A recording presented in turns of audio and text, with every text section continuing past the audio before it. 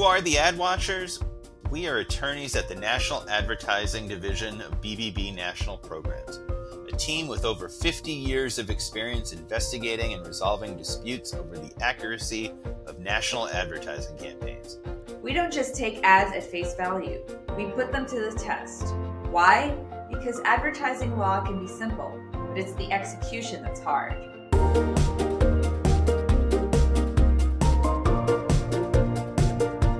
Welcome to Season 5 of Ad Watchers, NAD's podcast that gives a view into how our organization reviews claims and applies advertising law. If you've missed any of our previous episodes from Seasons 1 to 4, don't forget to check them out later. They are available wherever you are listening to this. So, Eric, welcome back. Hi, Annie. Well, we made it to Season 5. The Wood anniversary. The Wood anniversary. Who knew? I don't think anyone got us any gifts. No gifts, please. No. But I guess I do see that one of the cases we'll be talking about later on did involve wood, which I guess shows that we talk about everything at NAD. But on a serious note, we are flattered and honored at the response this podcast is getting, because believe it or not, people are tuning in. Yeah, we're very grateful to our listeners. So thank you so much. We want to deliver content that is timely and really interesting to you. So we're happy to do that. So Eric, what are we talking about today? Well, every year, NAD puts out an annual report of what it's been doing, with some facts and figures and information about our cases. And the annual report for 2024 came out just a little bit ago. And that got us to thinking it would be a good opportunity to use that as a jumping off point to take a look back and to take a look ahead, because we've spotted some trends from 2024 that we do see continuing into 2025. One trend that I'll talk about is our big increase in SWIFT filings. For those who don't know, Fast Tracked SWIFT is our program where parties can get a decision within 20 business days from filing a challenge. That has seen an increase of 50% since 2023 and a threefold increase in the last 3 years. So no signs of that abating. Many cases are filed in SWIFT, and for good reasons. As I mentioned, there is the fast turnaround. And although cases are limited to a single issue, and a single issue that's unlikely to involve complex evidence or argument, those issues are very important. What we've seen are very high-profile advertising being challenged in SWIFT, and cases that don't necessarily lend themselves to an easy resolution. So they take some real thought, and NAD gives them consideration to these topics and these challenges, but within that tight timeline where we're able to respond to parties' needs and getting quick resolutions. We've also seen a lot of influencer cases, mostly in the beauty space. Actually, we looked at 14 cosmetics beauty cases last year. And we looked at, with the influencer cases, the sufficiency of the material connection disclosures. So we saw that in the Drunk Elephant case, New Organic and Fenty. And we also looked at affiliate marketing relationships and the disclosure for that. So we had so those were monitoring cases, and we've also seen some cases come out this year as well. And we also looked at them in competitor challenges as well. So the Creole Essence case, High Smile, and Zuru diapers. And the key points in those cases was, that the material connection disclosure should be clear. Tagging the brand is not enough. You have to make it clear you're, somehow partnering with that brand and not having to click on the learn more hyperlink to see the disclosure. So those are some key points. And another is no run-on hashtags because people won't necessarily understand what you're saying. So, another area in which we've seen cases is AI, and that was a topic we talked about back in season four. And no surprise, AI issues have found their way to NAD. I have a feeling we'll be certain to see a lot more of them in the coming year. Um, I want to talk just quickly about two monitoring cases that NAD brought relating to AI. First, with Google's Gemini product, NAD took a look at a couple demonstrations that Google used for its product and how it reacted to prompts resulted in a voluntary modification where Google would be using that demo in a context where it was explaining what the product could potentially do and not where it was a demonstration of present capabilities for consumers. Also, the AI Pro case, another monitoring case, NAD took a look at various claims relating to this chatbot product and resulted in some changes where the company would not be overstating its connections to ChatGPT and OpenAI. Also, wanted to mention relating to AI, our colleagues at KRU, the Children's Advertising Review Unit, have brought a couple investigations involving AI products directed towards children. There's Buddy AI, which was an app, which is a generative AI tutor for kids under 12, creating instructional content in response to user prompts using the interactive voice based character Buddy the robot. And then Kid Genie, an AI product that helped kids with creative activities and storytelling, and these resulted in some changes to collection practices to make them compliant. But it does show you that AI is everywhere, and I'm sure we'll be seeing more of that here in 2025. Another thing we've seen are reviews and cases dealing with reviews and rankings. We looked at the data rails and LegalZoom case. There were reviews and rankings as endorsements, and also there were some cases that looked at deceptive formats. So reviews that look like they are independent when really they are advertisements. And we saw that with Smarter Reviews case and Bare Beauty Babes, which were monitoring cases, but also for Data Rails, which was a competitor challenge where they were ranked as the best financial planning and analysis software on this site. But they were the only company advertising on that site. So there was, they had to disclose the material connection. And we also saw in the Ollie Chillax case, which is currently on appeal, claims about the product, how it helps to wind down activity levels that weren't supported. And so NAD said that while they don't have to moderate reviews that contain unsupported messages about the product benefits based on the FTC rule, that they should still monitor for misleading messages and consider removing them if they're repeated. And then we've seen, as we usually do, many cases involving comparative claims. And just wanted to talk to you about a couple of them that show what exactly we've been seeing at NAD lately in this area. First, the ASO hydrocolloid bandages case. In that case, there was a claim challenge that these bandages provided 2 times faster healing, which begged the question, 2 times faster than what?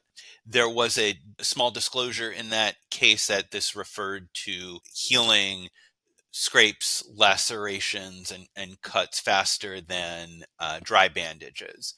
So NAD took a look at any evidence that may have supported that and found that the claim was not supported and recommended that the 2 times faster healing claim be discontinued. We also looked at comparative performance messages in the Dawn Platinum case. And so the challenged advertising conveyed a comparative performance message that the Dawn Platinum was superior to Palmolive at removing grease and food residue, and this disparaging message that Palmolive didn't work.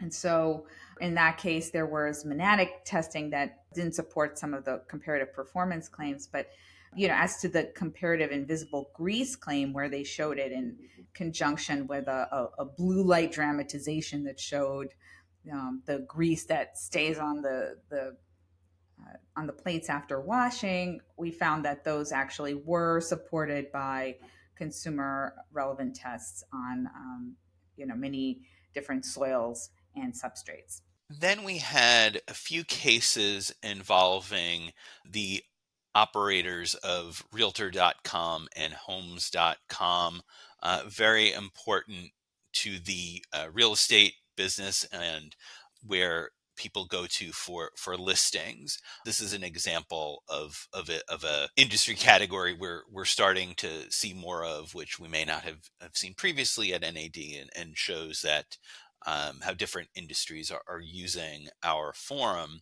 Here, the first case was a comparative claim about web traffic to homes.com versus realtor.com. And NAD found that the two times the traffic claim was not supported because it was based on homes.com affiliated sites and not just homes.com itself. And an interesting note there is that this was a Swift case, and there was a simultaneous challenge heard on a related but separate issue, claims about homes.com's traffic, monadic claims, and the numbers it was reaching. And those claims too were based on an affiliated set of sites rather than just the homes.com site. And then that there was also another challenge in which Realtor.com's claim that it was the number one site trusted by real estate professionals, and NAD took a look at the survey in support of that claim, found it substantiated, but did caution the advertiser that any surveys of that nature would need to be timely and continue to be updated. Another area where we see continued challenges is in telecom. The number of cases is staying steady, and in many years, it's gone. We've seen increases too, and it's no surprise because there are always different offerings and changes in technology. And so in one of the cases we reviewed concerning Verizon Satellite, the issue was whether the message about satellite texting was limited to Apple devices that could operate the latest mobile software, and we found that it was not, that the disclosure was not sufficiently prominent so that consumers would reasonably take away the message that they could use the service on Verizon in remote location. So it will be interesting to see the cases in this space that will come up this year. And then, as we always like to note, the new product categories, the new advertisers and challengers we see at NAD, and the new kinds of claims we see. So just a couple cases in that vein. Recently, we had a Swift case involving Certified Angus Beef, who provides certification for beef industry, beef you'll buy in the supermarket or get at certain restaurants. And they were challenged by a public interest group. And at issue were references to best practices, and whether in reference to the suppliers that Certified Angus Beef was certifying. And we decided that in that context, best practices didn't refer to a single superior standard, but a set of widely accepted by industry rigorous practices, not necessarily the superior practices as used in that particular context. We also had a case involving Jacuzzi.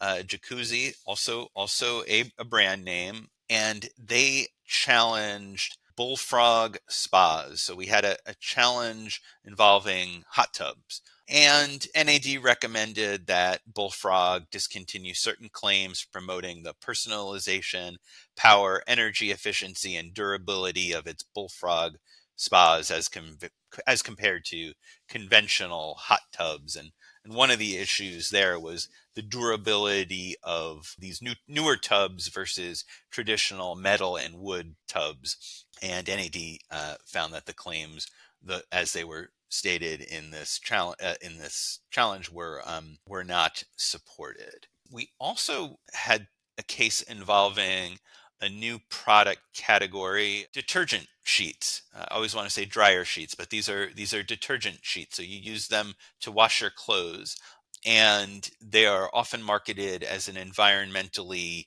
friendlier product. So we had a challenge involving two companies in that industry, and the advertiser here was Clean People. And the case involved a lot of issues. Many of the claims were voluntarily discontinued, but there were questions about, there were material connection disclosure issues, there were country of origin claims, there was a superiority claim, and there were claims that were allegedly disparaging about their competitor in the industry. So it goes to show you that a new industry can evolve very quickly to be a very competitive product category. We also, as we often see at NAD, there are large companies challenging smaller companies, but then that goes in the other direction. And as we say, everybody has to play by the same rules, and your advertising is going to be held to the same standards, whether you are a new company, an established company, a large company, or a small company. Health and safety claims are also still a top priority at NAD. So I mentioned the Ollie Chillax case earlier. That was a complex track case, and we don't see as many of those cases, but be interesting to see what happens in the coming year. But we've also looked at these types of claims for our monitoring cases. We had a couple of cases concerning IV drips and claims that they made that they improve your mental health, and even suggest that you could, not take your prescription medication as a result, as well as claims that there are improvements in your immune system, and those companies discontinued claims. We've also seen claims in regarding menopause supplement and improvements in menopause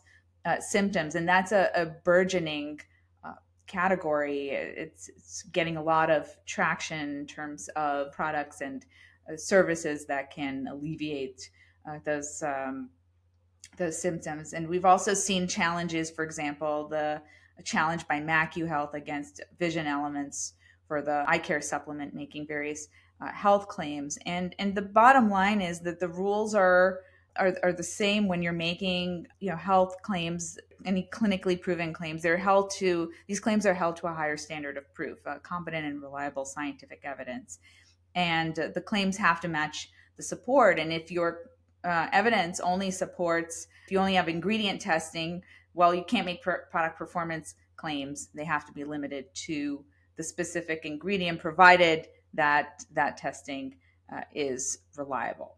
So we wanted to kick off season 5 with a quick recap of what's been happening at NAD and what to look out for. Every year presents new developments, new trends, different product categories, even if many things stay the same, like all the comparative claims we see at NAD and all of the telecom cases we see in that industry.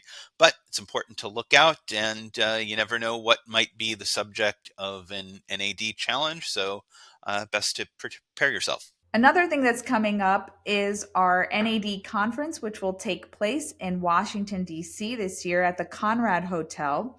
There will be a pre-conference workshop on September the 15th, and the conference itself will take place on the 16th and 17th. So stay tuned for more details. Registration is open, so go ahead and register for the conference, and we look forward to seeing you there in September. Thanks again for tuning into this episode of The Ad Watchers. We hope you enjoyed it.